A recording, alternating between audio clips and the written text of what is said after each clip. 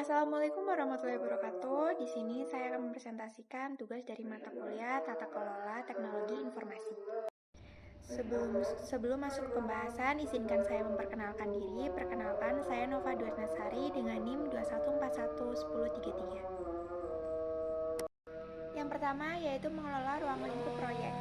Manajemen ruang lingkup proyek adalah proses mendefinisikan, memverifikasi, dan mengendalikan apa yang termasuk dan tidak termasuk dalam proyek. Manajemen ruang lingkup proyek umumnya terdiri dari 5 langkah. Yang pertama yaitu inisiasi, yang mendefinisikan ruang lingkup proyek secara keseluruhan dan menetapkan tujuan serta hasil yang diinginkan. Yang kedua yaitu perencanaan, yang mengembangkan rencana terperinci untuk mencapai ruang lingkup proyek termasuk tugas-tugas yang diberikan, sumber daya yang dibutuhkan, dan jadwal. Yang ketiga yaitu eksekusi, melaksanakan rencana proyek dan membantu kemajuan. Yang keempat yaitu pemantauan dan pengendalian, yang mendefinisikan dan mengelola perubahan pada ruang lingkup proyek dan mengambil tindakan korektif yang diperlukan.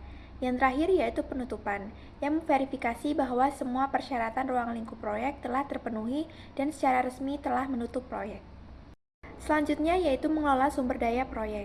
Manajemen sumber daya proyek merupakan aspek penting dalam keberhasilan penyelesaian proyek. Manajemen sumber daya proyek juga melibatkan perencanaan, pengorganisasian, pengarahan, dan pengendalian sumber daya yang dibutuhkan untuk mencapai tujuan proyek secara efektif dan efisien. Sumber daya ini dapat berupa manusia, material, keuangan, waktu, dan peralatan. Proses manajemen sumber daya proyek umumnya terdiri dari beberapa tahap seperti berikut.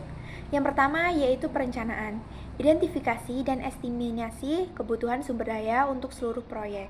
Yang kedua yaitu pengorganisasian, penugasan sumber daya yang tepat dalam tim proyek dan penentuan struktur organisasi yang efektif. Yang ketiga yaitu pengarahan, pemberian panduan dan penelitian kepada tim proyek tentang cara menggunakan sumber daya secara optimal. Dan yang terakhir yaitu pengendalian, pemantauan penggunaan sumber daya dan penyesuaian rencana bila diperlukan. Selanjutnya yaitu mengelola pengadaan proyek. Manajemen pengadaan proyek adalah proses yang terorganisir untuk merencanakan, memperoleh, dan mengelola barang dan jasa yang diperlukan untuk menyelesaikan proyek. Proses manajemen pengadaan proyek umumnya terdiri dari beberapa tahap, seperti berikut.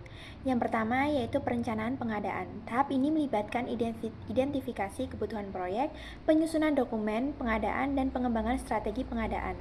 Yang kedua yaitu pemilihan pemasok. Tahap ini melibatkan seleksi dan evaluasi pemasok potensial dan penetapan pemasok yang paling sesuai untuk proyek. Yang ketiga yaitu manajemen kontrak.